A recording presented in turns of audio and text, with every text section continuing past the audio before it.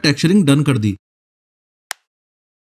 Spherical basic shapes वाले part में next जिस चीज की हम 3D मॉडलिंग करने जा रहे हैं वो है बल्ब। इसलिए मैं एग के बेसिक शेप को हाइड कर दूंगा और बल्ब के बेसिक शेप को अनहाइड कर लूंगा। इस बल्ब का बेस मुझे हाइट में काफी ज्यादा छोटा लग रहा है, तो इसको थोड़ा सा बड़ा करने के लिए टैब दबा के एडिट मोड में जाऊंगा।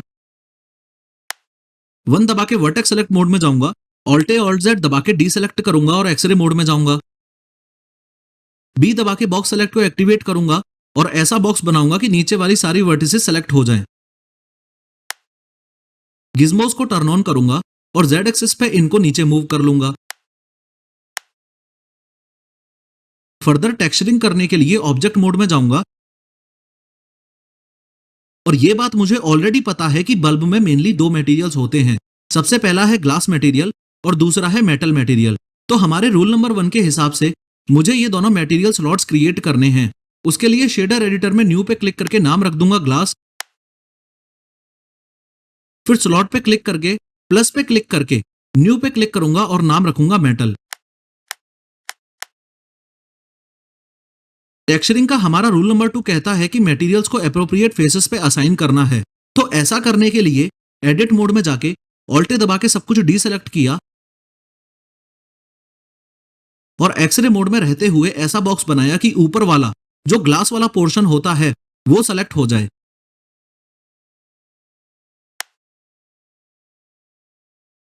फिर स्लॉट में से ग्लास को सेलेक्ट किया और असाइन पे क्लिक कर दिया। फिर कंट्रोल आई दबा के इन्वर्ट सिलेक्शन कर लिया, 3 दबा के फेस सेलेक्ट मोड में गया। जस्ट ऊपर वाले फेस लूप पे शिफ्ट दबा के डबल क्लिक किया तो सारे के सारे फेसेस सेलेक्ट कर लिए और स्लॉट पे क्लिक करके मेटल सेलेक्ट करके असाइन कर दिया। रूल नंबर 1 यानी कि स्लॉट्स क्रिएट करने के बाद रूल नंबर 2 यानी कि मटेरियल्स असाइन करने के बाद लास्ट और फाइनल रूल नंबर 3 है मटेरियल्स क्रिएट करना। उसके लिए स्लॉट मेन्यू में से सबसे पहले तो मैं ग्लास मटेरियल में चला जाऊंगा। प्रिंसिपल्ड बीएसडीएफ को सेलेक्ट करके डिलीट कर दूंगा और ऐड में जाके शेडर में जाके ग्लास बीएसडीएफ को कनेक्ट कर दूंगा।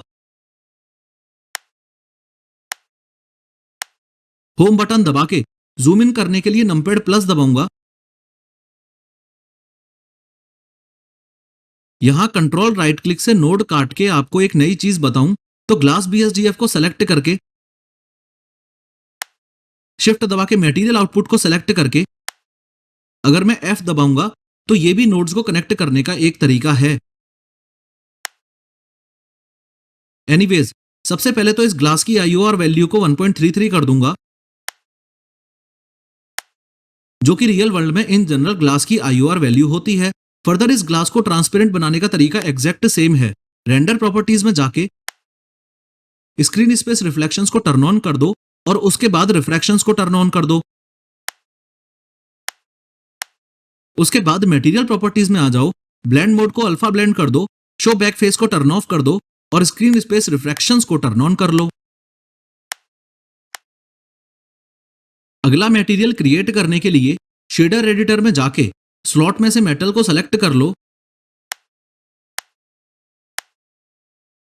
उसके बाद अपने फेवरेट ब्राउजर में जाके गूगल करो बल्ब और ये वाली इमेज डाउनलोड करके ड्रैग एंड ड्रॉप करके प्रिंसिपल्ड बीएसडीएफ से कनेक्ट कर दो और 3D व्यू पोर्ट में बल्ब को सेलेक्ट करके टैब दबा के एडिट मोड में आके यू दबा के प्रोजेक्ट फ्रॉम व्यू कर दो।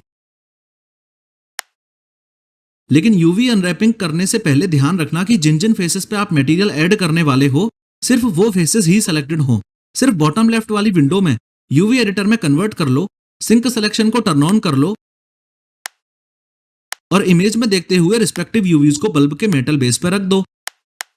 तो कुछ इस प्रकार से हमने अपने बल्ब की सरफेसिंग भी डन कर दी।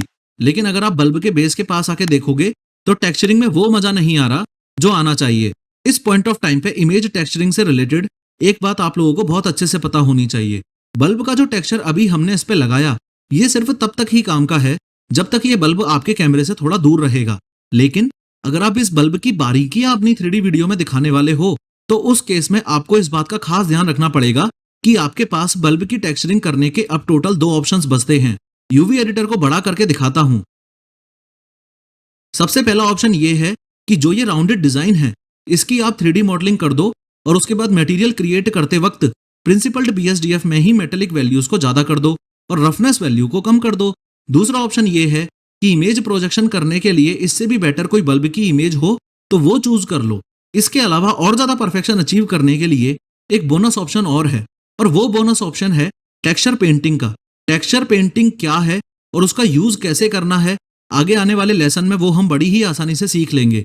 इस लेसन में सबसे पहले तो मैंने आपको 3 ऑब्जेक्ट्स पे एक ही वुडन मटेरियल सही तरीके से कैसे लगाना है ये बताया। उसके बाद एक बार फिर याद दिलाया कि ग्लास को ट्रांसपेरेंट करने के लिए मटेरियल प्रॉपर्टीज और रेंडर प्रॉपर्टीज दोनों में ही चेंजेस करने पड़ते हैं। नोड्स को कनेक्ट करने का एक तरीका ये भी है कि आप दोनों नोड्स को शिफ्ट दबा के सेलेक्ट करके F दबा के फिल कर दो। इस बात का भी ध्यान रखना।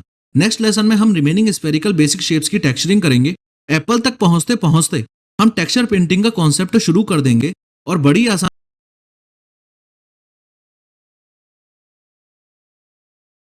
9th लेसन ऑफ मॉड्यूल 3 सिर्फ स्फीयर को यूज करके।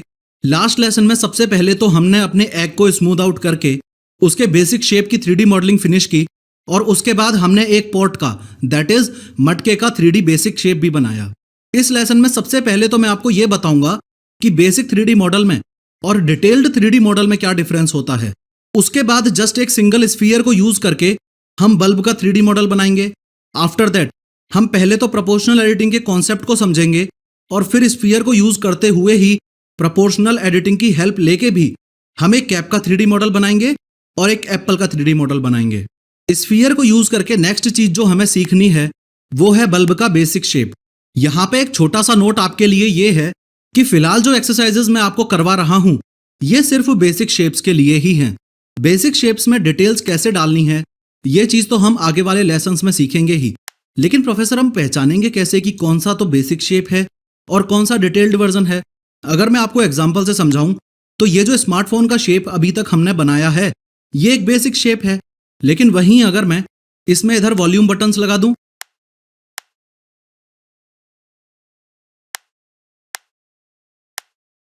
इधर कैमरा लगा दूं, इधर चार्जिंग पोर्ट लगा दूं, इधर फिंगरप्रिंट सेंसर लगा दूं, तो ये स्मार्टफोन बेसिक शेप से एक डिटेल्ड स्मार्टफोन बन जाएगा। एनीवेज, बल्ब का बेसिक शेप बनाने के लिए मैंने एक न्यू ब्लेंड फाइल ओपन की। सबसे पहले इस डिफॉल्ट क्यूब को डिलीट किया और फिर एक स्फीयर ऐड किया।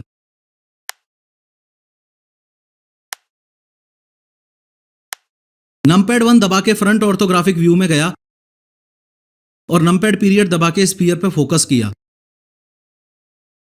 टैब दबा के एडिट मोड में गया, Alt+A दबा के सब कुछ डीसेलेक्ट किया और फिर Alt+Z दबा के एक्सरे मोड में चले गया।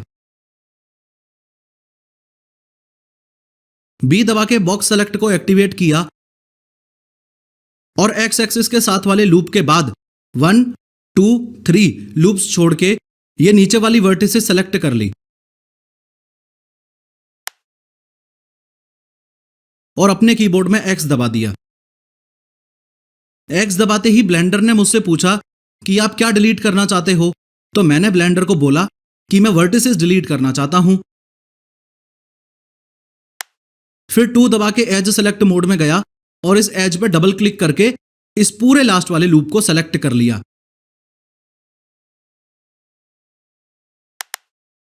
E+Z दबा के इस लूप को Z एक्सिस पर एक्सट्रूड कर दिया और LMB दबा दिया।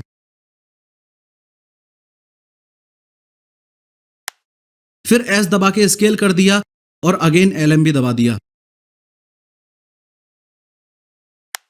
फिर से E+Z दबा के इस लूप को Z एक्सिस पे एक्सट्रूड कर दिया और LMB दबा दिया। फिर S दबा के स्केल कर दिया और अगेन LMB दबा दिया। Ctrl+R दबा के डबल क्लिक करके बीच में यहां लूप कट लगा दिया। फिर लूप कट के ऊपर वाले इस एज लूप को पकड़ा और G प्लस Z दबा के Z एक्सिस पे नीचे मूव कर दिया।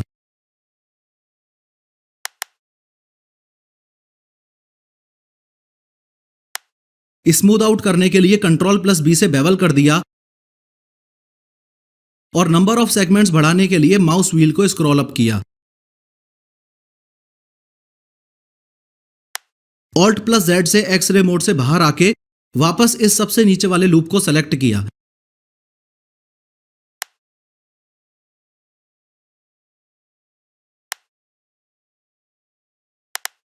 इस लूप को एक्सट्रूड करने के लिए E दबाया, लेकिन ऊपर नीचे एक्सट्रूड ना करके अगर मैंने स्केल करना चाहा तो S दबा दिया। ये देखो कुछ इस प्रकार मैं E प्लस S दबा के इस एज लूप को अंदर की तरफ ला सकता हूं। फिर नंपैड 1 दबा के फ्रंट ऑर्थो में गया और E प्लस Z दबा के इस एज लूप को नीचे की तरफ ले गया। फिर E और S दबा के वापस इस एज लूप को अंदर की ओर ले आया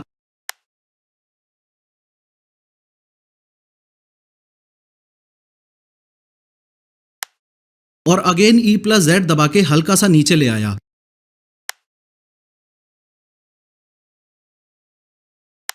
और इस छोटे से एज लूप को F दबा के फिल कर दिया। इसी के साथ आपके बल्ब का बेसिक सा शेप एक रेडी है। यहां अगर आपको अपने केस में हाइट कम या ज्यादा लग रही हो तो आप बाद में हाइट एडजस्ट भी कर सकते हो।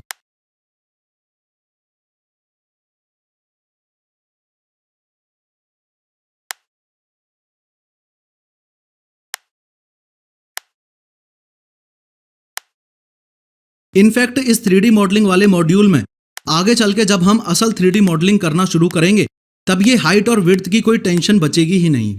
उसका रीजन ये है कि वहां हम रेफरेंस इमेजेस यूज करेंगे और अभी मैं आपको रेफरेंस इमेजेस इसलिए ही यूज नहीं करवा रहा ताकि आपको उसकी इंपॉर्टेंस पता चले।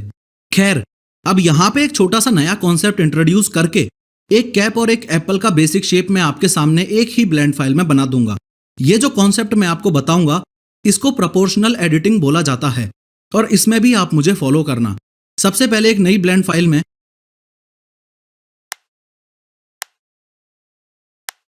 मैंने इस डिफॉल्ट क्यूब को डिलीट किया और एक मंकी ऐड कर दिया।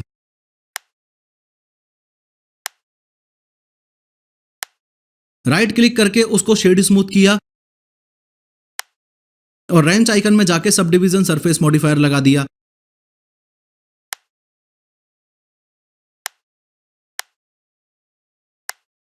और फिर यहां क्लिक करके अप्लाई कर दिया। फिर मैं एडिट मोड में गया और लेफ्ट क्लिक करके इसके सामने वाली वर्टेक्स को सेलेक्ट किया।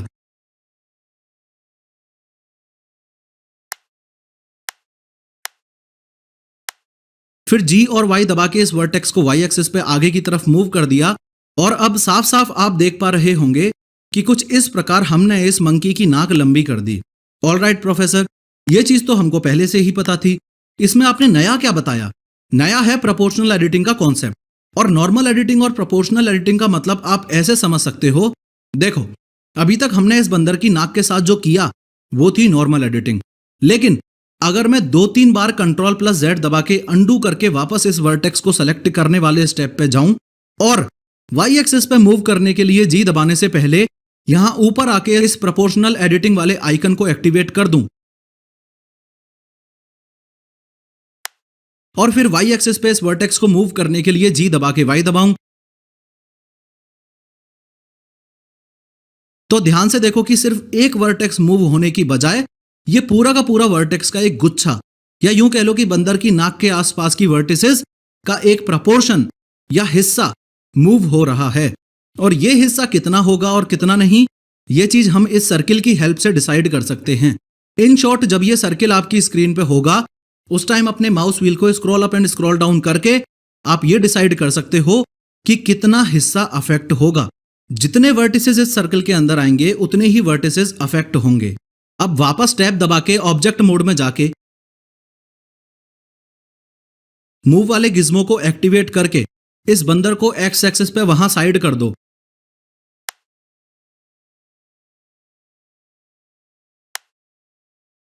और ध्यान से ये समझो कि ये प्रोपोर्शनल एडिटिंग एक एप्पल में और ये प्रोपोर्शनल एडिटिंग एक कैप में अप्लाई कैसे होती है।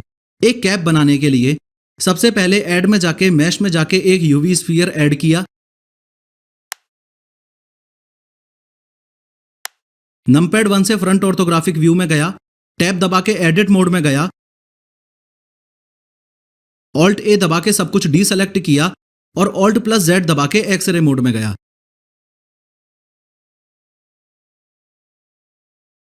बी दबा के बॉक्स सेलेक्ट एक्टिवेट किया और ऊपर वाले सिर्फ इतने हिस्से को सेलेक्ट किया।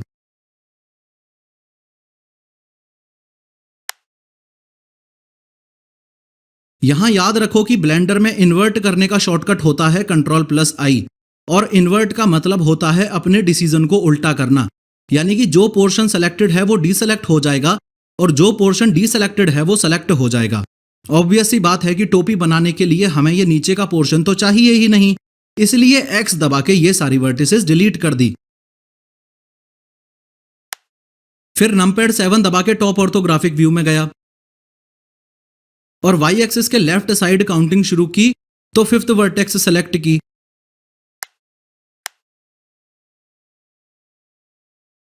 क्या ये प्लेन भी वर्टेक्स, एज और फेसिस से ही मिलके नहीं बना है?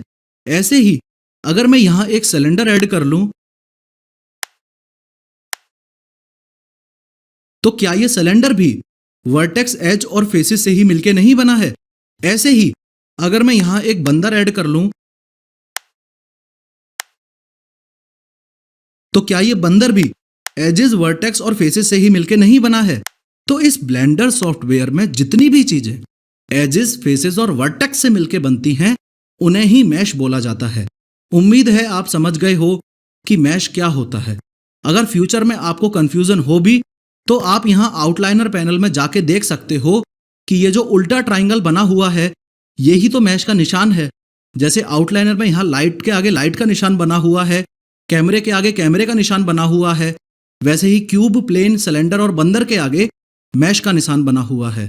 फाइनली टाइम आ गया है एक नई ब्लेंड फाइल खोलने का और आपको यह समझाने का कि 3D मॉडलिंग में पूरा का पूरा खेल सिर्फ और सिर्फ इन वर्टेक्स, एजेस और फेसेस के ट्रांसफॉर्मेशन करने का है। प्रोफेसर ये ट्रांसफॉर्मेशन क्या चीज है, ये आप हमको फिर से याद दिला दोगे? उसमें क्या है, बिल्कुल दिला दूंगा। अब जैसे ये क्यूब है तो इसकी अगर मैं लोकेशन चेंज करूं या मैं रोटेशन चेंज करूं या स्केल चेंज करूं तो ब्लेंडर में उसी चीज को ट्रांसफॉर्मेशन बोला जाता है। नहीं नहीं नहीं नहीं नहीं प्रोफेसर, वो फील नहीं आया, कुछ नया बताओ। ये लो नया बता देता हूं। सिर्फ ऑब्जेक्ट ही नहीं, मैं अगर इस क्यूब के एडिट मोड में जाऊं और इसकी वर्टेक्स या एज या फेस की भी लोकेशन, रोटेशन या स्केल चेंज कर दूं तो उसे भी ट्रांसफॉर्मेशन चेंज ही बोला जाएगा। अब वो टाइम भी आ ही गया जब मैं आपको यह बताऊं कि एग्जैक्टली 3D मॉडलिंग होती क्या है। किसी भी वर्टेक्स, एज या फेस की लोकेशन, रोटेशन या स्केल चेंज करना ही 3D मॉडलिंग होती है। यह लाइन इस पूरे मॉड्यूल की मोस्ट इंपॉर्टेंट स्टेटमेंट है, इसलिए फिर से रिपीट कर रहा हूं, किसी भी वर्टेक्स, एज या फेस की लोकेशन, रोटेशन या स्केल चेंज करना ही 3D मॉडलिंग कहलाता है। चलो एग्जांपल्स की मदद से समझते हैं, लेकिन उससे पहले एक छोटा सा नोट। आगे बार बार मैं vertex select mode, edge select mode और फेस सेलेक्ट मोड के बीच में स्विच करूंगा, लेकिन उस चीज को बार बार एक्सप्लेन नहीं करूंगा। इसलिए आपको यहां खुद से दिमाग लगा के याद रखना होगा कि अगर मैं एडिट मोड में हूं और फेस सेलेक्ट कर पा रहा हूं, इसका मतलब मैं फेस मोड में हूं, और अगर मैं फेस मोड में हूं तो मैं अपने कीबोर्ड में ये 3 बटन प्रेस करके ही या फिर माउस से इस थर्ड वाले ऑप्शन को सेलेक्ट करके ही आया होऊंगा। एनीवेज, हम ये बात कर रहे थे कि वर्टेक्स, एज और फेस की लोकेशन, रोटेशन और स्केल चेंज करके आप कैसे 3D मॉडलिंग कर सकते हो। तो मैं इस क्यूब के एडिट मोड में गया, ये वाला फेस सेलेक्ट किया, रोटेशन करने के लिए R दबाया और एक्स एक्सिस पे ही करने के लिए X दबाया।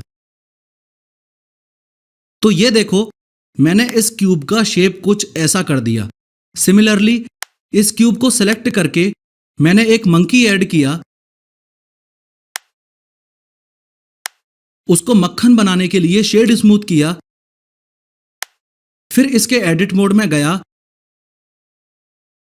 फिर यहां से वर्टेक्स सेलेक्ट मोड में आया, फिर इसके नाक पे ये जो टॉप वर्टेक्स है इसको सेलेक्ट किया,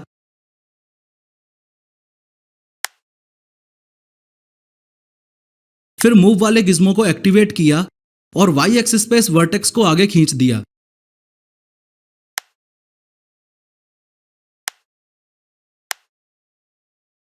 ऑब्जेक्ट मोड में आके देखा तो ये देखो बंदर की नाक कैसे लंबी हो गई। ऐसे ही वापस एडिट मोड में जाके इस बंदर की आंख की जो दोनों वर्टेक्स हैं इनको शिफ्ट दबा के सेलेक्ट किया।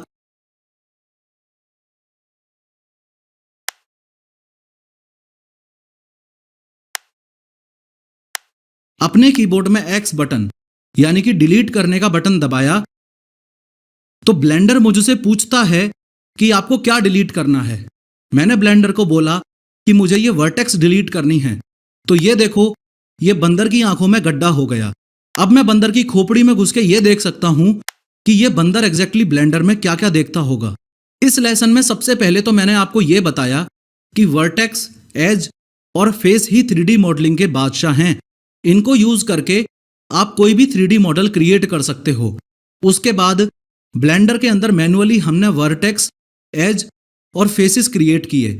और क्रिएट कैसे किए? कीबोर्ड शॉर्टकट F से फिल करके।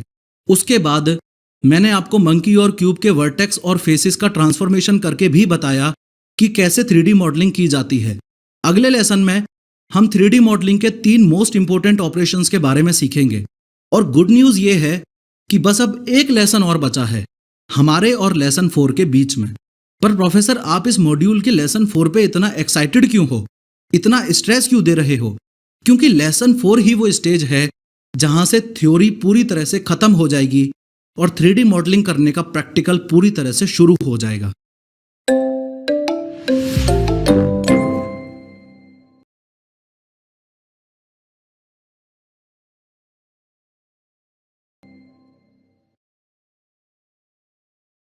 हे guys, Kishore here and welcome to the 10th lesson of module 3। Blender के अंदर एक क्यूब को यूज करके और ब्लेंडर के अंदर एक स्फीयर को यूज करके आप एटलीस्ट किस किस चीज का बेसिक 3D शेप बना सकते हो ये तो हमने देख ही लिया। अब अगले 2 लेसन्स सिलेंडर के लिए ही डेडिकेटेड हैं। इस लेसन में सबसे पहले तो हम ये देखेंगे कि कैरम की गोटी कैसे बनती है और उसके बाद हम ये देखेंगे कि सिलेंडर को यूज करके एक बोतल का बेसिक 3D शेप हम कैसे बना सकते हैं। सिलेंडर को यूज करके जो शेप हम सबसे पहले बनाने वाले हैं वो है एक कैरम की गोटी। तो एक नई ब्लेंड फाइल ओपन करके सबसे पहले मैंने ए दबा के सब कुछ सेलेक्ट किया और फिर डिलीट कर दिया। फिर ऐड में जाके एक सिलेंडर ऐड किया और टैब दबा के एडिट मोड में गया। फिर एस और जेड दबा के इसको जेड एक्सिस पे स्केल कर दिया।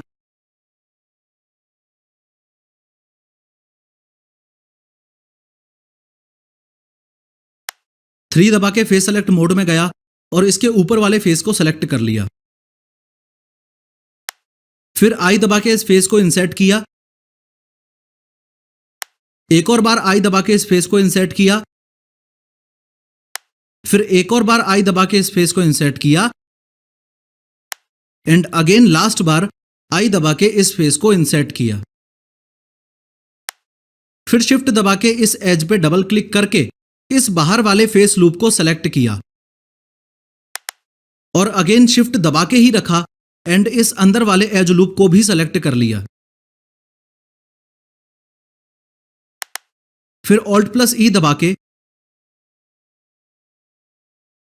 एक्सट्रूड फेसेस अलोंग नॉर्मल्स वाले ऑप्शन को सेलेक्ट करके इन फेसेस को हल्का सा ऊपर की ओर जेड एक्सिस पे एक्सट्रूड कर दिया। फिर टैब दबा के वापस ऑब्जेक्ट मोड में गया, इस रेंच आइकन पे क्लिक किया, ऐड मॉडिफायर पे क्लिक किया और बेवल मॉडिफायर ऐड कर दिया। फिर सेगमेंट्स को 3 किया और इस अमाउंट को अपने हिसाब से शिफ्ट दबा के एडजस्ट कर लिया।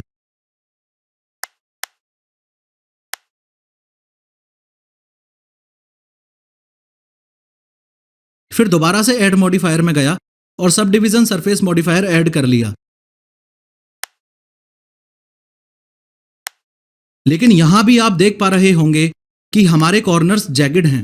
इस चीज को हटाने के लिए मैं राइट क्लिक करके शेड स्मूथ कर दूंगा और मूव वाले गिज्मो को एक्टिवेट करके एक्स एक्सिस पे इस गोटी को साइड में मूव कर दूंगा।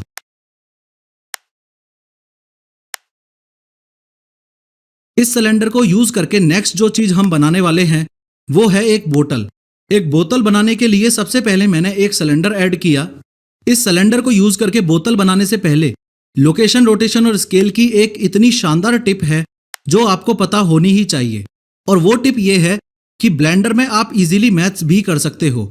यानी कि जैसे 2 मल्टीप्लाइड बाय 2 इक्वल्स टू 4 होता है, तो इसका मतलब तो यही हुआ कि इस 2 को आपने 2 गुना बड़ा कर दिया। ऐसे ही ब्लेंडर में ये सिलेंडर अगर मुझे 2 गुना बड़ा करना हो तो मैं एस दबा के 2 दबा के लेफ्ट क्लिक से कंफर्म कर सकता हूं। और अगर ये सिलेंडर मुझे 5 गुना बड़ा करना हो तो मैं एस दबा के 5 दबा सकता हूं।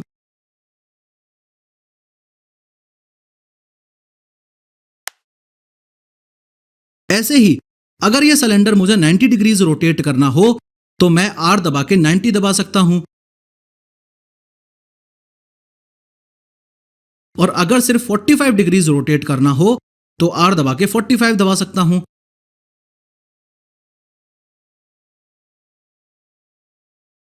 सिमिलरली अगर ये सिलेंडर मुझे 1 मीटर ऊपर ले जाना है तो मैं जी दबा के जेड दबा के 1 दबा सकता हूं।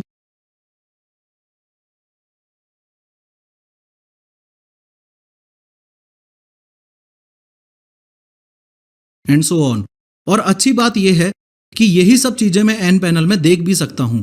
जैसे अब इस सिलेंडर की लोकेशन जेड पे 1 मीटर हो चुकी है। एनीवेज, बोतल बनाने के लिए इस सिलेंडर को मैंने सेलेक्ट किया और टैब दबा के एडिट मोड में गया। फिर मैंने एस दबा के और शिफ्ट जेड दबा के 0.25 दबाया।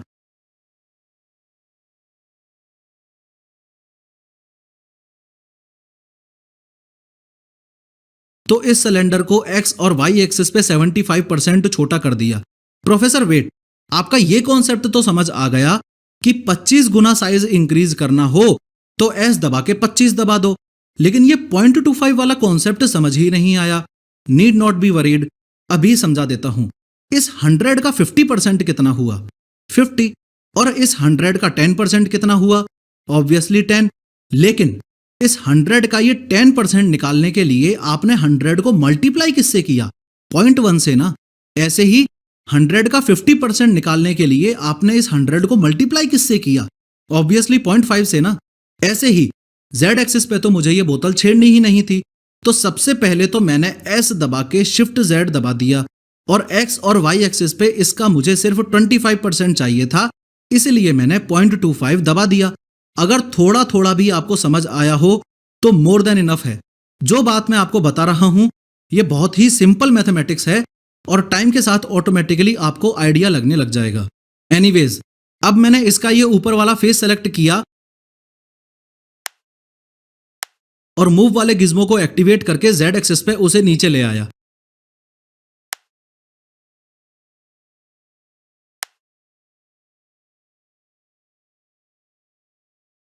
फिर x दबा के इस फेस को डिलीट कर दिया।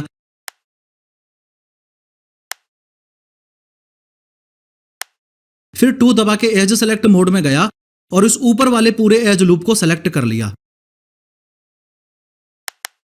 फिर E दबा के Z एक्सिस पे एक्सट्रूड किया और फिर S दबा के स्केल कर लिया।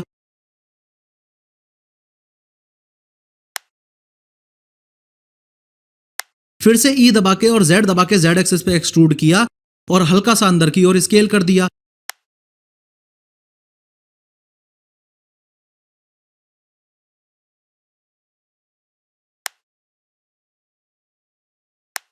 फिर कंट्रोल प्लस R दबा के बोतल की बॉडी पे यहां लूप कट ऐड करने के लिए एक क्लिक किया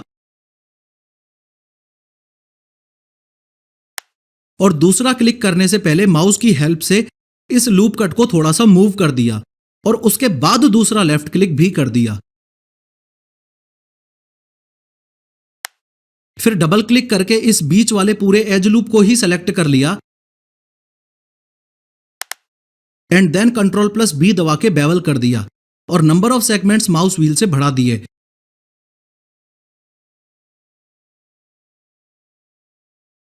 उसके बाद बोतल के इस टॉप पे सबसे ऊपर वाले इस एज लूप को सेलेक्ट करके एफ से फिल कर दिया। उसके जस्ट नीचे यहां सेंटर में एक लूप कट लगाया। फिर 3 दबा के फेस सेलेक्ट मोड में गया और इस एज पे यहां डबल क्लिक करके ये पूरा फेस लूप ही सेलेक्ट कर लिया। उसके बाद Alt+E दबा के इसको एक्सट्रूड फेसेस अलोंग नॉर्मल्स पे क्लिक करके एक्सट्रूड कर दिया।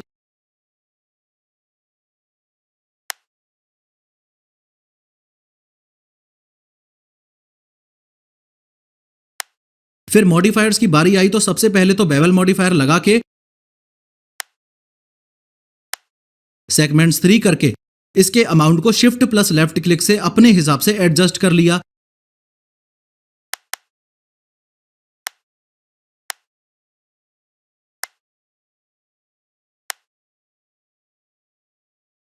उसके जस्ट बाद दोबारा ऐड मॉडिफायर्स पे क्लिक करके sub division surface modifier add किया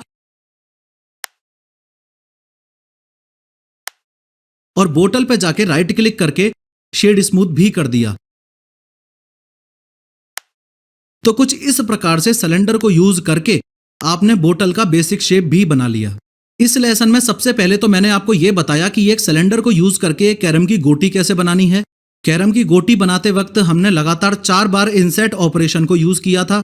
उसके बाद मैंने आपको ब्लेंडर में लोकेशन, रोटेशन और स्केल चेंज करने की एक बहुत ही शानदार ट्रिक भी बताई। ट्रिक यह है कि आप ब्लेंडर के अंदर मैथमेटिक्स भी कर सकते हो। उसके बाद हमने एक्सट्रूड स्केल करके यह सीखा कि सिलेंडर को यूज करके एक बोतल का बेसिक 3D शेप कैसे बनाना है। नेक्स्ट लेसन में हम अपने बचे हुए 3 3D मॉडल्स को फिनिश करेंगे। पहला है बेसबॉल बैट, दूसरा है पेंसिल और तीसरा है एक नल यानी कि टैप।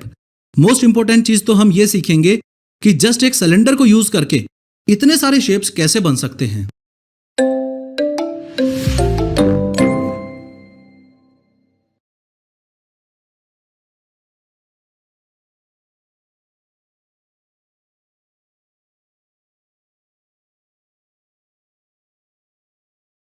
ओरिजिन से करना चाहते हैं या 3D कर्सर से करना चाहते हैं, लेकिन प्रोफेसर हमें अभी तक यह समझ नहीं आया कि आपको ऐसा क्यों लगा कि इस कॉन्सेप्ट को समझाने का यही राइट टाइम है। बिल्कुल आपके इस क्वेश्चन का भी आंसर मिलेगा। यहां सबसे पहले तो इस बात को समझो कि रेफरेंस इमेज ऐड करने के बाद हमारी जिंदगी का सिर्फ एक ही मकसद बचता है और वो मकसद है अपने इस 3D शेप को रेफरेंस इमेज में दिए गए इस एग के शेप से मैच करना। इस काम को करने के मेरे पास 2 तरीके हैं। सबसे पहला तरीका यह है कि अपने इस स्फीयर को मैं स्केल तो करूं लेकिन ओरिजिन से। तो सबसे पहले मैं अपनी इस टॉप लिस्ट में जाके मीडियन पॉइंट पे क्लिक करके ब्लेंडर को बोलूंगा कि भाई ओरिजिन से ही स्केल और रोटेशन करना। अब मैंने इस स्फीयर को सेलेक्ट किया, टैब दबा के एडिट मोड में गया, ए दबा के सेलेक्ट ऑल किया, एस दबा के स्केल किया,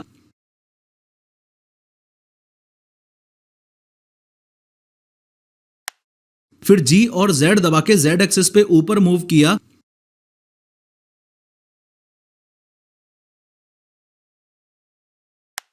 फिर एस दबा के स्केल किया और फिर अपने इस स्फीयर की हाइट सामने उस एग से मैच कर दी।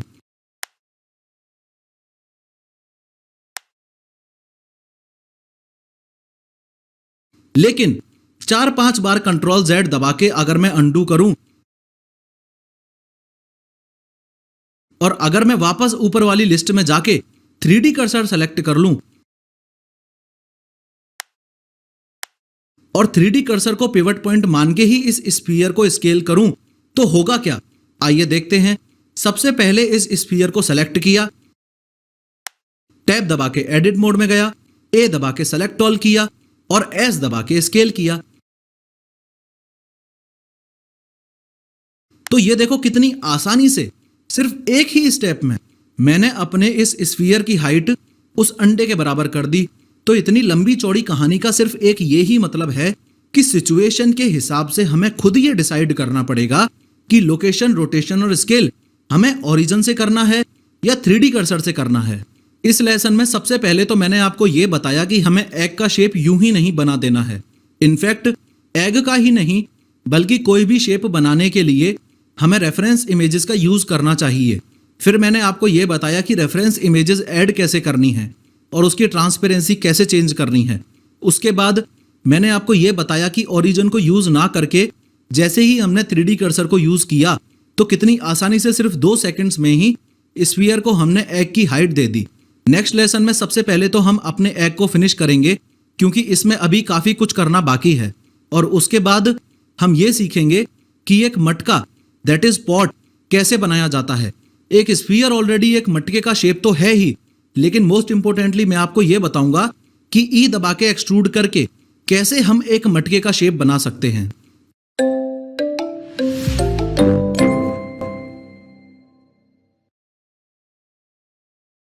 हे guys, Kishore here and welcome to the 11th lesson of module 3। पिछले लेसन में हमारा फोकस मेनली 3 चीजों पर ही था। सबसे पहले तो हमने ये सीखा कि सिलेंडर को यूज करके एक कैरम की गोटी कैसे बनानी है। उसके बाद हमने ये सीखा कि ब्लेंडर के अंदर ही आप मैथमेटिकल ऑपरेशंस भी कर सकते हो। फॉर एग्जाम्पल, अगर किसी ऑब्जेक्ट को सेलेक्ट करके आप S और 2 दबाते हो तो वो ऑब्जेक्ट 2 गुना स्केल हो जाएगा। उसके बाद एक सिलेंडर को यूज करके हमने बोतल का बेसिक 3D मॉडल भी बनाया। इस लेसन में कोई नया कॉन्सेप्ट इंट्रोड्यूस किए बिना ही 3D मॉडलिंग के जो फंडामेंटल्स हमने ऑलरेडी सीख रखे हैं उनको यूज करते हुए ही हम 3 बेसिक 3D शेप्स बनाएंगे। सबसे पहले बनाएंगे एक बेसबॉल बैट, उसके बाद बनाएंगे एक पेंसिल, और उसके बाद बनाएंगे एक पानी का नल यानी कि टैप। इस बोतल को भी मैंने गिज्मोज को यूज करके साइड कर दिया, और अब नेक्स्ट बारी है बेसबॉल बैट बनाने की। बेसबॉल बैट बनाने के लिए सबसे पहले तो मैंने एक सिलेंडर ऐड किया, टैप दबा के एडिट मोड में गया, फिर G+Z+1 दबा के Z एक्सिस पर इसको 1 मीटर ऊपर कर लिया, फिर स्केल करने के लिए S दबाया, सिर्फ Z एक्सिस पर ना करने के लिए Shift+Z दबा दिया, और चूंकि मुझे इस सिलेंडर के करंट स्केल में से 15% चाहिए तो मैंने 0.15 दबा दिया। If I again repeat, S plus Shift+Z plus 0.15 दबा दिया।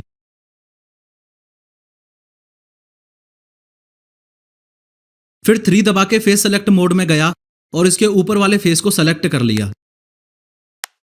यहां इसका भी मुझे ओरिजिनल साइज घटा के सिर्फ 15% ही रखना है, तो S दबा के 0.15 दबा दिया और एंटर प्रेस कर दिया। फिर E और S दबा के एक्सट्रूड करके स्केल कर लिया,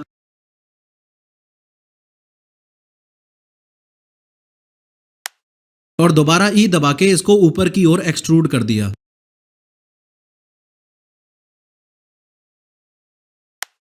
फिर 2 दबा के एज सेलेक्ट मोड में गया, सबसे नीचे वाले इस पूरे एज लूप को सेलेक्ट किया और Ctrl+B दबा के बेवल कर दिया, और माउस व्हील को स्क्रॉल अप करके नंबर ऑफ सेगमेंट्स भी बढ़ा दिए। और सबसे एंड में तो आपको पता ही है, वो ही मॉडिफायर्स वाला काम। सबसे पहले तो इसकी एजेस को बेवल करने के लिए बेवल मॉडिफायर लगा दिया, उसके बाद सेगमेंट्स को 3 कर दिया, उसके बाद Shift+LMB यानी कि शिफ्ट प्लस लेफ्ट क्लिक से इसके अमाउंट को अपने हिसाब से सेट कर लिया। फिर दोबारा ऐड मॉडिफायर पे क्लिक करके सब डिवीजन सरफेस मॉडिफायर लगा दिया, और इस बेसबॉल बैट पे राइट क्लिक करके शेड स्मूथ पर भी क्लिक कर दिया। इसी के साथ आपका बेसबॉल बैट भी तैयार है। सिलेंडर की हेल्प से अगला जो बेसिक शेप हम बनाने जा रहे हैं वो है एक पेंसिल। इस बेसबॉल बैट को साइड करके सबसे पहले मैंने एक सिलेंडर ऐड किया, टैप दबा के एडिट मोड में गया और GZ1 दबा के पूरे सिलेंडर को Z एक्सिस पे ऊपर मूव कर दिया। फिर S प्लस Shift+Z प्लस 0.1 दबा के इस सिलेंडर का सिर्फ 10% स्केल ही अपने पास रखा। फिर 3 दबा के फेस सेलेक्ट मोड में गया और सबसे ऊपर वाले फेस को सेलेक्ट करके E दबा के ऊपर की ओर एक्सट्रूड कर दिया। फिर S और 0.1 दबा के एंटर दबाया तो फिर से मैंने इसे स्केल डाउन कर दिया। फिर 2 दबा के एज सेलेक्ट मोड में गया और इस नीचे वाले एज लूप को डबल क्लिक करके सेलेक्ट कर लिया, Ctrl+B दबा के बेवल कर दिया। फिर ऑब्जेक्ट मोड में वापस जाकर रेंच आइकन में गया, ऐड मॉडिफायर में गया, बेवल मॉडिफायर ऐड करके सेगमेंट्स को 3 कर दिया।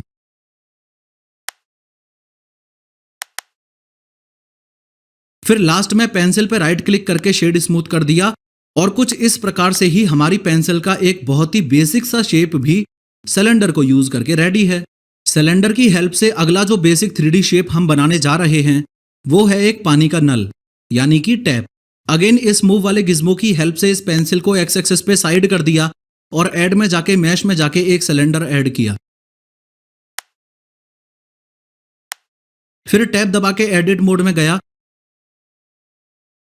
और आर दबा के 90 टाइप करके एंटर दबाया तो इस सिलेंडर को मैंने 90 डिग्रीज रोटेट भी कर लिया। फिर एस और 0.1 टाइप करके और एंटर दबा के इस सिलेंडर को मैंने छोटा कर दिया। फिर नंपैड पीरियड दबा के इस सिलेंडर के ऊपर जूम इन किया, 3 दबा के फेस सेलेक्ट मोड में गया और इस राइट साइड वाले फेस को सेलेक्ट करके इस मूव वाले गिज्मो की हेल्प से एक्स एक्सिस पे मूव भी कर दिया।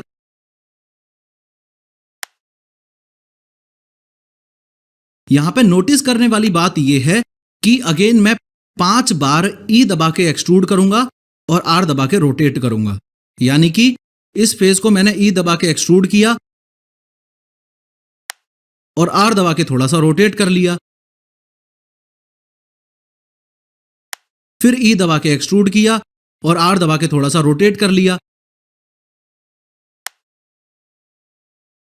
फिर ई दबा के एक्सट्रूड किया और आर दबा के थोड़ा सा रोटेट कर लिया, फिर ई दबा के एक्सट्रूड किया और आर दबा के थोड़ा सा रोटेट कर लिया,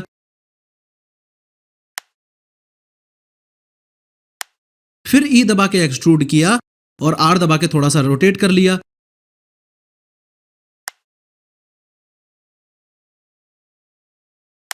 फिर ई दबा के एक्सट्रूड किया और आर दबा के थोड़ा सा रोटेट कर लिया।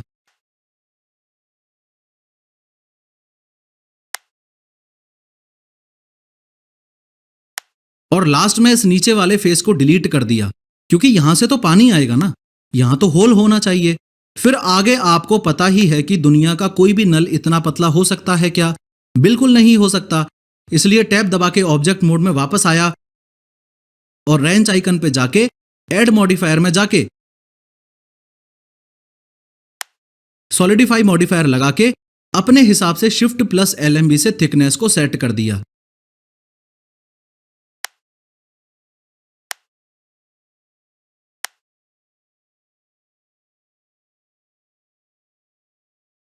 अगेन मैं ऐड मॉडिफायर में गया और इसकी एजेस को बेवल करने के लिए बेवल मॉडिफायर लगा के सेगमेंट्स को 3 कर दिया।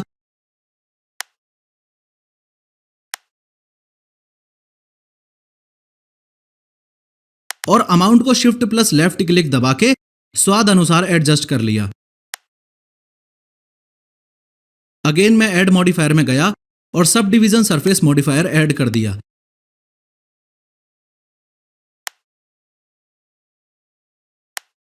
उसके बाद पीछे वाले इस फेस को सेलेक्ट करके डिलीट कर दिया।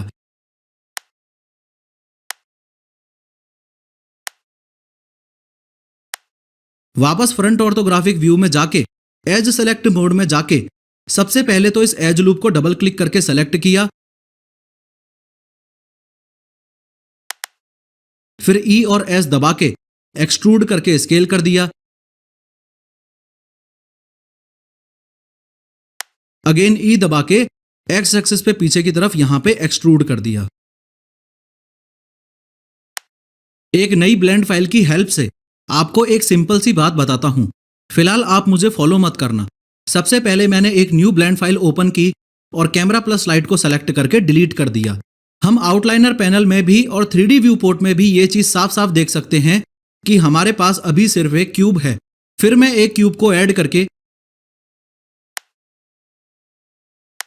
गिज्मो की हेल्प से वाई एक्सिस पे मूव करूं तो फिलहाल हमारे पास इस 3D व्यू पोर्ट में 2 ऑब्जेक्ट्स हैं, एक तो ये क्यूब और एक ये क्यूब डॉट 001। अगर मैं इस क्यूब को सेलेक्ट करके इस पे बेवल मॉडिफायर ऐड कर दूं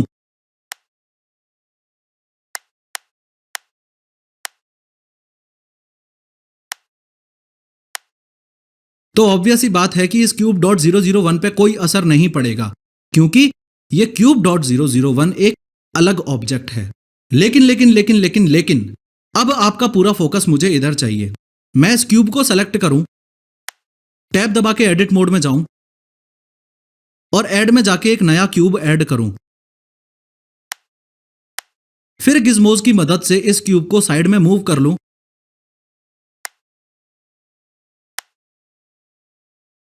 और वापस ऑब्जेक्ट मोड में चला जाऊं।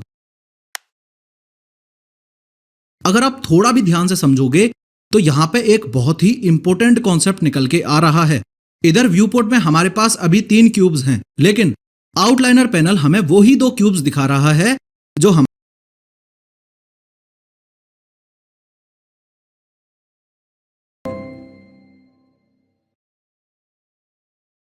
हे guys, Kishore here and welcome to the 12th lesson of module 3।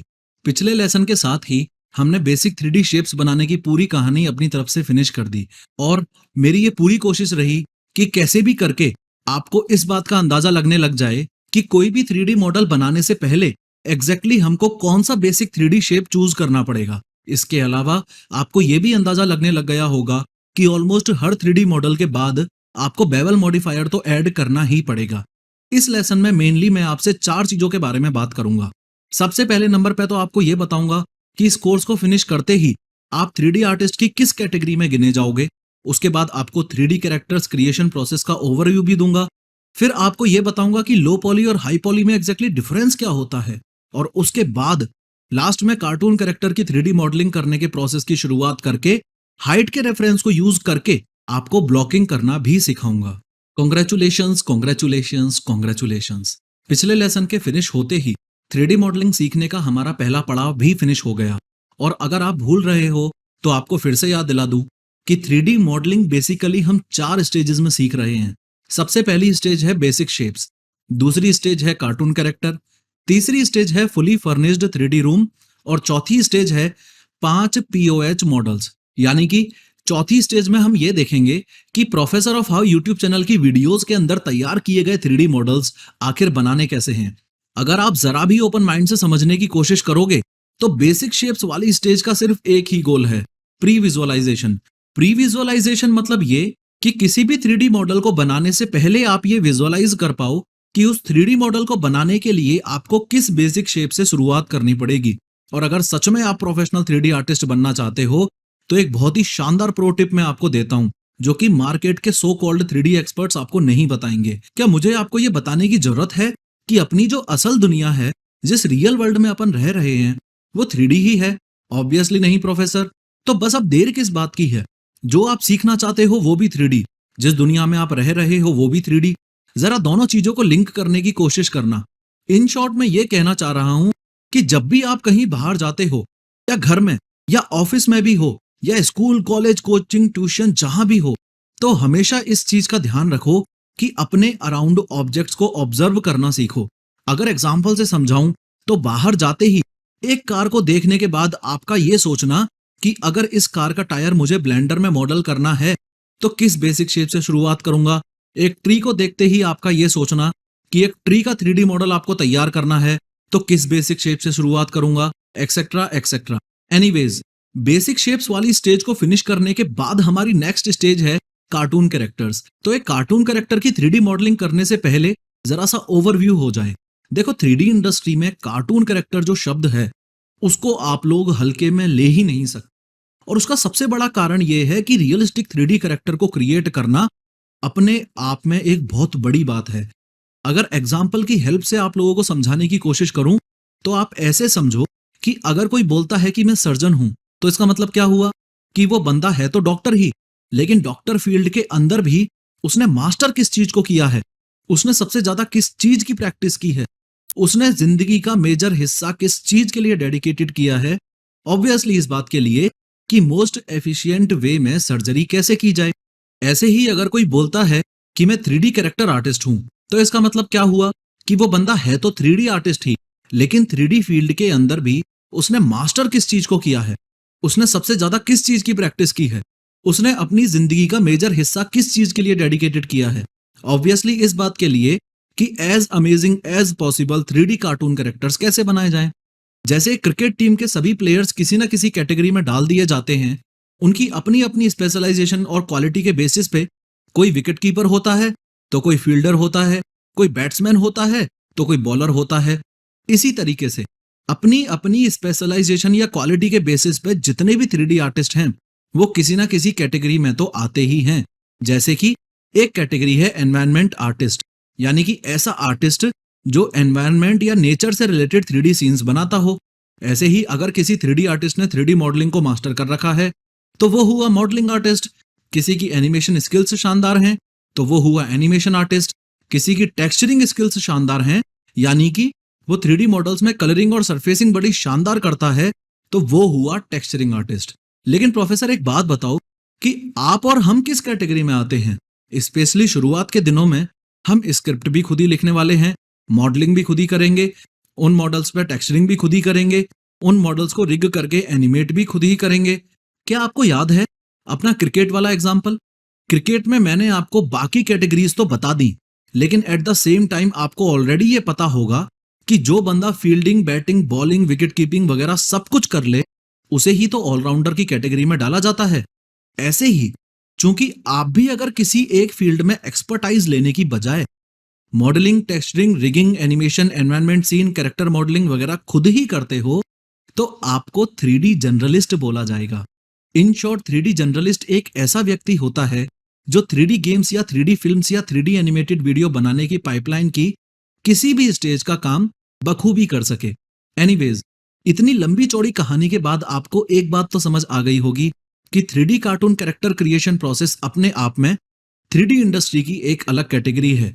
और इस लेसन को शुरू करते ही मैंने आपको इतनी एडिशनल इंफॉर्मेशन इसलिए दी क्योंकि मैं ये चाहता ही नहीं हूं कि बिना कॉन्सेप्ट्स को एनालाइज किए, बिना चीजों को समझे आप कार्टून कैरेक्टर की 3D मॉडलिंग डायरेक्टली ही शुरू कर दो। तो जो कॉन्सेप्ट आपको समझाना है वो ये कि 3D मॉडल हमेशा ही दो प्रकार के होते हैं।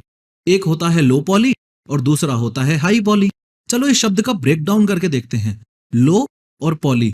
लो का मतलब हुआ काफी कम और पॉली का मतलब हुआ पॉलीगन। जिनको नहीं पता उनको बता दूं कि कोई भी ऐसा क्लोज्ड और फ्लैट फिगर जो कि कम से कम 3 वर्टेक्स और 3 एजेस से मिलकर बना हो, उसे ही तो पॉलीगन कहा जाता है। एक न्यू ब्लेंड फाइल में ये जो सामने क्यूब है, इसके एडिट मोड में अगर मैं जाऊं तो ये सामने वाली 4 वर्टेक्स, 4 एज और एक फेस मिलके पॉलीगन ही तो बना रही हैं। तो क्या इस बात का मतलब ये नहीं हुआ कि जितनी ज्यादा वर्टिसेस, एजेस और फेसेस होंगे उतना ही हाई पॉली शेप होगा?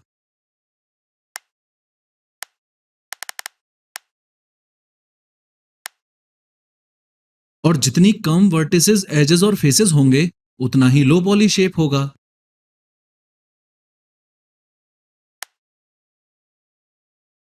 वापस अगर मैं अपनी कहानी पे आ जाऊं तो मैं आपको यह बता रहा था कि ब्लेंडर में कोई भी 3D मॉडल दो मेन कैटेगरीज में बांटा जा सकता है।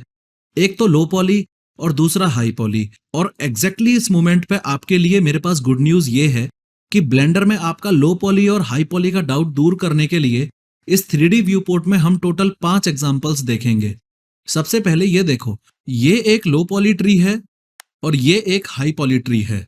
ऐसे ही ये एक लो पॉली कार है और ये एक हाई पॉली कार है। ऐसे ही ये एक लो पॉली बिल्डिंग है और ये एक हाई पॉली बिल्डिंग है। ऐसे ही ये वाला एक लो पॉली स्फीयर है और ये वाला एक हाई पॉली स्फीयर है। आप ये चीज इनके एडिट मोड में भी जाके देख सकते हो कि इसमें नंबर ऑफ वर्टिसेस साफ साफ देखने पे पता चल रहा है कि कितनी ज्यादा हैं और इस वाले स्फीयर में नंबर ऑफ वर्टिसेस कितनी कम हैं। ऐसे ही अगर मैं चेयर्स को कंपेयर करूं तो ये वाली हाई पॉली चेयर है और ये वाली लो पॉली चेयर है, क्योंकि हाई पॉली चेयर में नंबर ऑफ वर्टिसेस काफी ज्यादा हैं in comparison to the low poly chair. पर प्रोफेसर एक बात बताओ कि कार्टून कैरेक्टर का ओवरव्यू देते देते आपने ये लो पॉली और हाई पॉली का कॉन्सेप्ट बीच में क्यों घुसेड़ा? देखो, लो पॉली और हाई पॉली का कॉन्सेप्ट मैंने इसलिए बीच में घुसेड़ा क्योंकि 3D में कार्टून कैरेक्टर्स भी लो पॉली और हाई पॉली होते हैं। और आपके सामने 3D व्यू पोर्ट में देखो, लो पॉली और हाई पॉली कार्टून कैरेक्टर का डिफरेंस ये रहा। अब ये जो हाई पॉली कार्टून कैरेक्टर है, 0 से लेके एंड तक अगर ये बनाना मैं आपको सिखाऊं तो उसके लिए 10 घंटे का एक सेपरेट डेडिकेटेड कोर्स मुझे बनाना पड़ेगा, क्योंकि उसके हाथ के नाखून से लेकर उसके पैर के नाखून तक और उसके आईब्रो के बाल से लेकर उसके दांत तक सब कुछ मुझे स्क्रैच से क्रिएट करना आपको सिखाना पड़ेगा। इस बात में कोई दो राय नहीं है कि ऐसा high poly cartoon character create करना 3D इंडस्ट्री का एक completely different field of expertise है। और कार्टून कैरेक्टर के कॉन्सेप्ट डिजाइन से लेके अच्छे से एनिमेशन करने तक ईयर्स ऑफ एक्सपीरियंस की नीड होगी। चूंकि अभी आप बिगनर लेवल पे हो, तो क्यों ना एक अचीवेबल गोल के साथ शुरुआत की जाए। इसलिए चलो एक लो पॉली 3D कार्टून कैरेक्टर की मॉडलिंग शुरू करते हैं। और होपफुली आपको ये बार बार याद दिलाने की जरूरत भी नहीं पड़ेगी कि बेसिक शेप्स में हमने जो किया सो किया, लेकिन आगे से हर 3D मॉडल को रियल लाइफ के हिसाब से ही लेके चलना है। तो सबसे पहले तो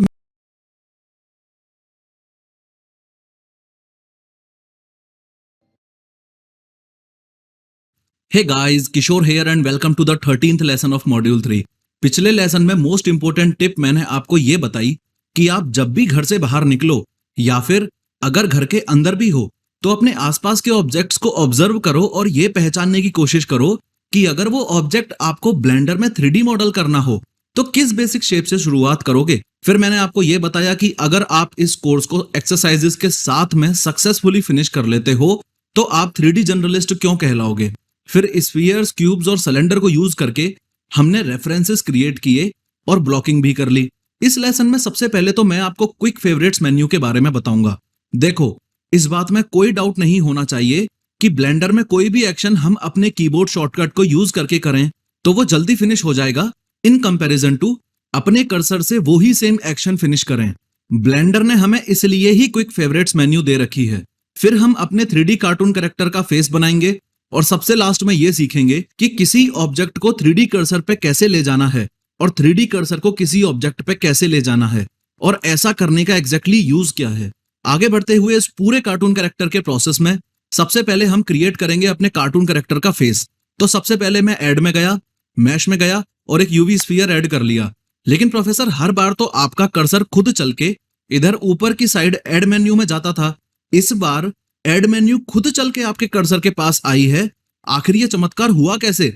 इसमें चमत्कार जैसा कुछ भी नहीं है मेरे दोस्त। बस इतना समझ लो कि ब्लेंडर अपने यूजर्स को ये फ्रीडम देता है कि अगर कोई ऐसा ऑप्शन हो जिसे आप बार बार यूज करना चाहते हो तो उसे आप क्विक फेवरेट्स में ऐड कर सकते हो। जैसे कि मुझे ऑलरेडी ये पता है कि इस ऐड मेन्यू पे मुझे बार बार जाना पड़ता है, तो मैं क्या करूंगा, सबसे पहले तो इस ऐड मेन्यू पे जाऊंगा और लेफ्ट क्लिक करने की बजाय राइट क्लिक ही कर दूंगा। फिर ब्लेंडर मुझसे ये पूछेगा कि क्या आप इस ऑप्शन को क्विक फेवरेट्स में ऐड करना चाहते हो, तो ऐड टू क्विक फेवरेट्स पे क्लिक करके मैं ब्लेंडर को बोलूंगा हाँ बिल्कुल। उसके बाद 3D व्यू पोर्ट में जाके अगर अपने कीबोर्ड में मैं क्यू बटन प्रेस करूंगा तो ऐड मेन्यू वहीं पर आ जाएगी जहां पर मेरा कर्सर है। एनीवेज, अपने कार्टून कैरेक्टर का फेस बनाने के लिए सबसे पहले तो मैं क्यू दबा के ऐड में गया, मैश में गया और एक यूवी स्फीयर ऐड कर लिया। टैब दबा के एडिट मोड में गया और एस दबा के इस यूवी स्फीयर को स्केल डाउन कर लिया। फिर इस ब्लू वाले गिज्मो की हेल्प से इस स्फीयर को जेड एक्सिस पे ऊपर मूव कर दिया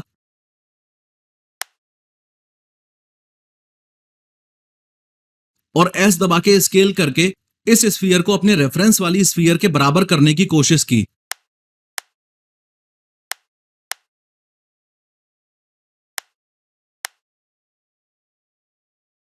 फिर ऑल्ट प्लस ए दबा के सब कुछ डी सेलेक्ट किया और ऑल्ट जेड दबा के एक्सरे मोड में गया। बी दबा के बॉक्स सेलेक्ट मोड एक्टिवेट किया और ऐसा बॉक्स बनाया कि ये ऊपर वाली 1 2 3 4 5 दैट इज पांचवी लाइन तक सब कुछ सेलेक्ट हो जाए। फिर ऑल्ट और जेड दबा के एक्सरे मोड से बाहर आया और कंट्रोल प्लस नंपैड 1 दबा के बैक ऑर्थोग्राफिक व्यू में गया।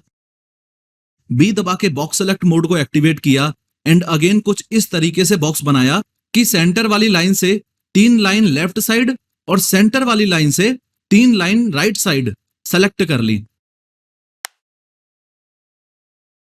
फिर 3 दबा के फेस सेलेक्ट मोड में गया और ऑल्ट प्लस ई दबा के एक्सट्रूड करने के एडवांस्ड ऑप्शंस को एक्टिवेट किया।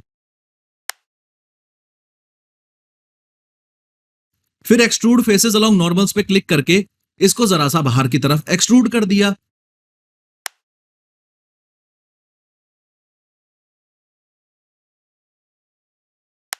1 दबा के वर्टेक्स सेलेक्ट मोड में गया और बाहर की तरफ निकली हुई इस सेंटर लाइन वाली वर्टेक्स को सेलेक्ट कर लिया।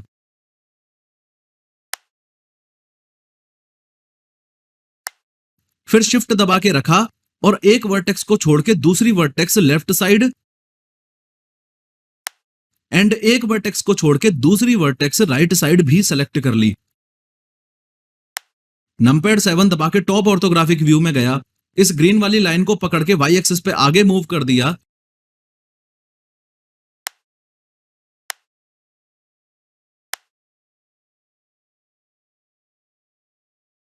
और इस रेड वाली लाइन को पकड़ के एक्स एक्सिस पे थोड़ा लेफ्ट साइड मूव कर दिया।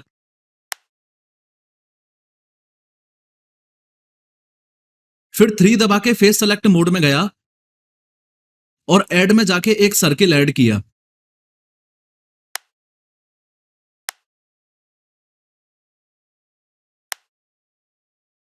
F से इस सर्किल को फिल किया और R प्लस एक्स प्लस 90 दबा के इस सर्किल को एक्स एक्सिस पे 90 डिग्रीज रोटेट कर लिया। S और 0.1 दबा के इस सर्किल को छोटा कर दिया और फिर Z एक्सिस पे ऊपर मूव कर दिया। सर्किल अब फेस के अंदर चला गया है तो ऑल्ट प्लस Z दबा के एक्सरे मोड में गया। नंपैड 7 दबा के टॉप ऑर्थोग्राफिक व्यू में गया, G और Y दबा के सर्किल को Y एक्सिस पे मूव करके फेस से बाहर ले आया और S दबा के और छोटा कर दिया।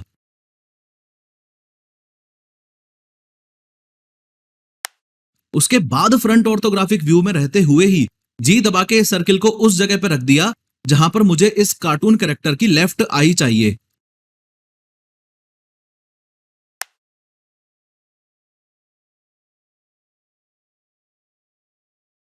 फिर नंपैड 7 दबा के टॉप ऑर्थोग्राफिक व्यू में गया और G और Y दबा के इस आई को फेस के पास ले गया।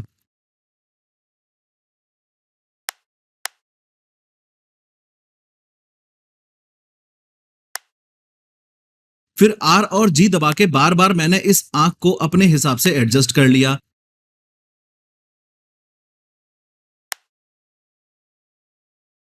सिमिलरली थोड़ा सा साइड में जाके R और X दबा के इस आंख को मैं तब तक एडजस्ट करता गया जब तक ये सही जगह पे सही तरीके से प्लेस नहीं हो गई। फिर नंपैड 1 से फ्रंट ऑर्थोग्राफिक व्यू में गया, शिफ्ट डी से इस आई को डुप्लीकेट किया और X दबा के इस आई को उस जगह पे प्लेस कर दिया जहां इस कैरेक्टर की राइट आंख होने वाली है। फिर नंपैड 7 से टॉप ऑर्थोग्राफिक व्यू में गया और R दबा के रोटेट करके इस आई को एडजस्ट कर लिया।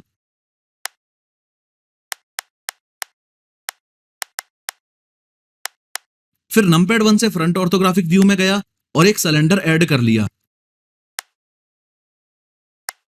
अब जैसे इस आंख को हमने एडजस्ट किया था वैसे ही इस सिलेंडर को भी हम एडजस्ट कर सकते हैं, लेकिन उस यूजुअल तरीके से अलग हटके एक छोटी सी ट्रिक है और वो मैं आपको एक न्यू ब्लेंड फाइल के जरिए समझाता हूं।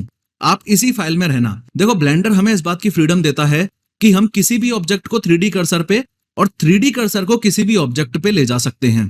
एक बार फिर से रिपीट कर रहा हूं और आप थोड़ा विजुअलाइज करने की कोशिश करना। ब्लेंडर हमें इस बात की फ्रीडम देता है कि हम किसी भी ऑब्जेक्ट को 3D कर्सर पे ले जा सकते हैं और 3D कर्सर को किसी भी ऑब्जेक्ट पे ले जा सकते हैं। अब यहाँ पे ऑब्जेक्ट का मतलब सिर्फ क्यूब, सिलेंडर या मंकी नहीं है, बल्कि वर्टेक्स, एजेस और फेसेस को भी फिलहाल मैं ऑब्जेक्ट से ही डिनोट करना चाह रहा हूं।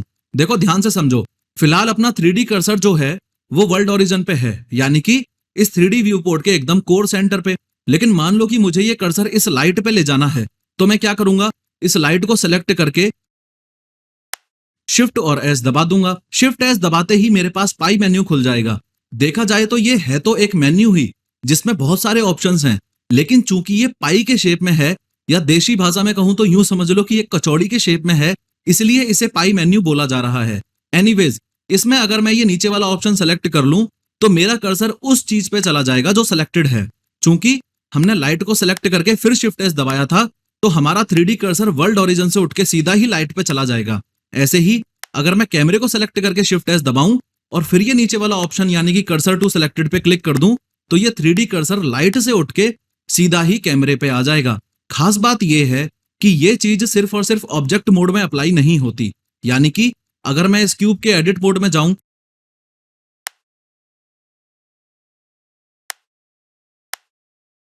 और इस कोने वाली वर्टेक्स को सेलेक्ट करके शिफ्ट प्लस एस दबाऊं तो मेरे पास ये पाई मेन्यू खुल जाएगा। फिर अगर मैं नीचे इस कर्सर टू सेलेक्टेड वाले ऑप्शन को चूज करूं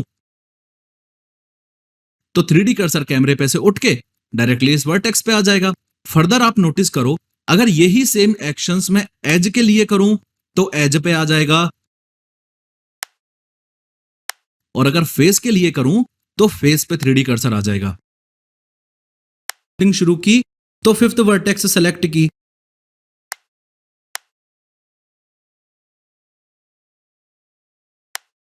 और कंट्रोल दबा के वाई एक्सिस पे राइट साइड काउंट करके फिफ्थ वर्टेक्स सेलेक्ट की।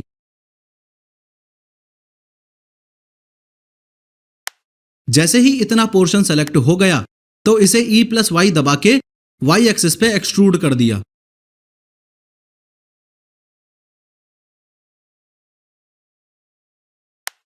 हाँ प्रोफेसर, हम समझ गए आप क्या बोलने वाले हो।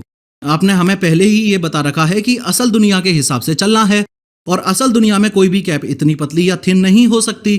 Very good, I am glad you are getting there. तो इस कैप की थिकनेस बढ़ाने के लिए सॉलिडिफाई मॉडिफायर लगा के अपने हिसाब से थिकनेस का अमाउंट सेट कर लो।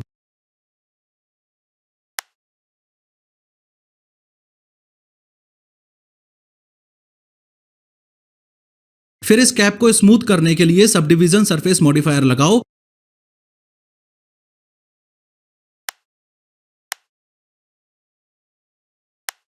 और राइट क्लिक करके इस कैप को शेड स्मूथ भी कर लो।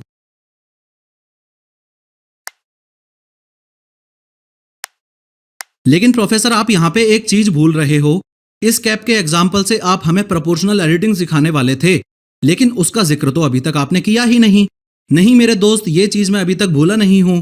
बस मेरी कोशिश ये है कि एप्पल और कैप में प्रोपोर्शनल एडिटिंग कैसे यूज हो रही है, ये चीज मैं आपको एक साथ ही बताऊं।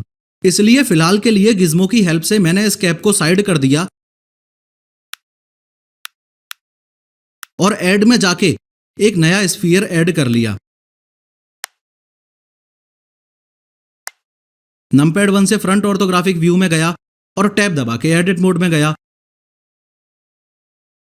ऑल्ट ए दबा के सब कुछ डीसेलेक्ट किया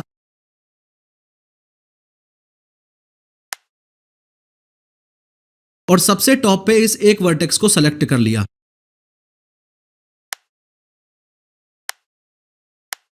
फिर इस वर्टेक्स को जी और जेड दबा के जेड एक्सिस पे मूव किया तो मैं क्या देखता हूं कि ये तो सिर्फ सिंगल वर्टेक्स ही मूव हो रही है। लेकिन अगर मैं एप्पल की इमेज में देखूं तो यहां तो ऊपर की तरफ काफी बड़ा पोर्शन अंदर की तरफ गया हुआ है। बस ऐसे ही केस में प्रोपोर्शनल एडिटिंग काम आती है। मैं प्रोपोर्शनल एडिटिंग को टर्न ऑन करूंगा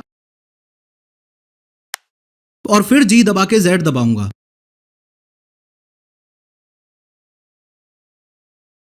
फिर अपने माउस व्हील की हेल्प से इस सर्किल को छोटा या बड़ा करूंगा और कुछ इस टाइप का शेप लेफ्ट क्लिक से कंफर्म कर लूंगा। इसी प्रकार यहां नीचे की तरफ भी इस वर्टेक्स को पकड़ के प्रोपोर्शनल एडिटिंग को ऑन रखते हुए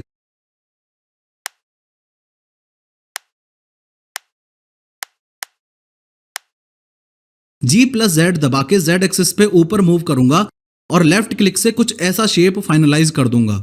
इसी तरीके से अगर आपने कभी नोटिस किया हो तो कुछ फ्लैट डिजाइन्स की बात अलग है, बाकी कैप्स का ये फ्रंट पोर्शन बीच में से यहां थोड़ा सा उठा हुआ होता है।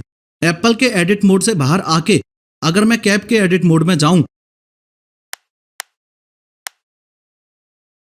और इस प्रोपोर्शनल एडिटिंग को टर्न ऑन करके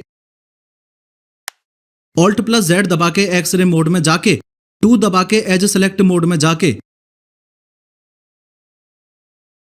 इस एज को सेलेक्ट करूं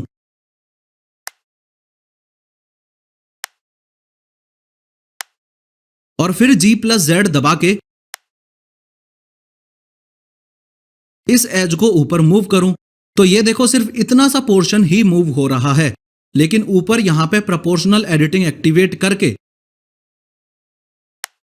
फिर जी प्लस जेड दबा के जेड एक्सिस पे मूव करूं तो ये देखो इतना पूरा पोर्शन मूव हो रहा है और इस पोर्शन को मैं बढ़ा भी सकता हूं और कम भी कर सकता हूं। तो कुछ इस प्रकार आपने इस कैप के फ्रंट पोर्शन को राउंडेड शेप दे दिया। एनीवेज, अभी तक हमारा एप्पल जैगेड यानी कि खुरदरा खुरदरा सा ही पड़ा हुआ है। इस एप्पल का इंतजाम करने से पहले आपको थोड़ी नेमिंग की प्रैक्टिस भी करा देता हूं। मैंने इस कैप को सेलेक्ट किया, कीबोर्ड में F2 दबाया, नाम डाला कैप और फिर एंटर प्रेस कर दिया। किसी ऑब्जेक्ट का नाम क्या है, ये चीज आप यहां लेफ्ट कॉर्नर में भी देख सकते हो। फिर इस स्फीयर को सेलेक्ट किया, यहां F2 दबाया, नाम टाइप किया एप्पल और एंटर दबा दिया। फिर इस मंकी को सेलेक्ट किया, F2 दबाया, नाम टाइप किया मंकी और एंटर दबा दिया। अब चूंकि मंकी और कैप का कॉन्सेप्ट हम ऑलरेडी समझ चुके हैं, तो इन दोनों को आउटलाइनर में जाके हाइड कर देता हूं। फिर इस एप्पल को सेलेक्ट किया, नमपैड पीरियड से जूम इन किया और रेंच आइकन में जाके ऐड मॉडिफायर में जाके सब डिवीजन सरफेस मॉडिफायर लगा के लेवल 2 कर दिया।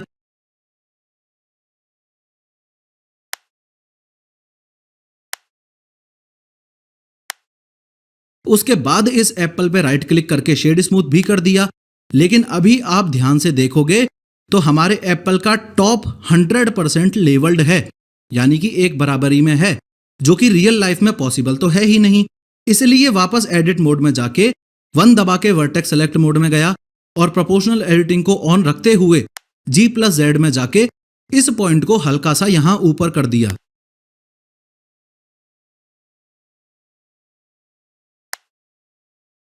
इस लेसन में सबसे पहले हमने ये सीखा कि आखिर बल्ब का एक बेसिक शेप कैसे क्रिएट करना है। उस पॉइंट पे जो इंपॉर्टेंट टिप मैंने आपको बताई वो ये थी कि E+S दबा के आप फेस को ऊपर नीचे एक्सट्रूड ना करके अंदर की तरफ स्केल भी कर सकते हो। उसके बाद हमने एक एप्पल का शेप क्रिएट किया और कैप का शेप क्रिएट किया। लेकिन एप्पल और कैप के बेसिक 3D मॉडल बनाने से पहले मैंने आपको प्रोपोर्शनल एडिटिंग का कॉन्सेप्ट भी बताया। बंदर की नाक लंबी करने के एग्जाम्पल की मदद से मैंने आपको यह भी बताया कि दोनों टाइप की एडिटिंग जो हैं, प्रोपोर्शनल एडिटिंग और नॉर्मल एडिटिंग, उन दोनों में फर्क क्या होता है। इस लेसन के साथ ही स्फीयर से हमने 5 बेसिक 3D मॉडल्स बनाना सीखे। अगले 2 लेसन्स में हम ये सीखेंगे कि एक सिलेंडर को यूज करके 5 बेसिक 3D मॉडल्स बड़ी ही आसानी से हम कैसे बना सकते हैं।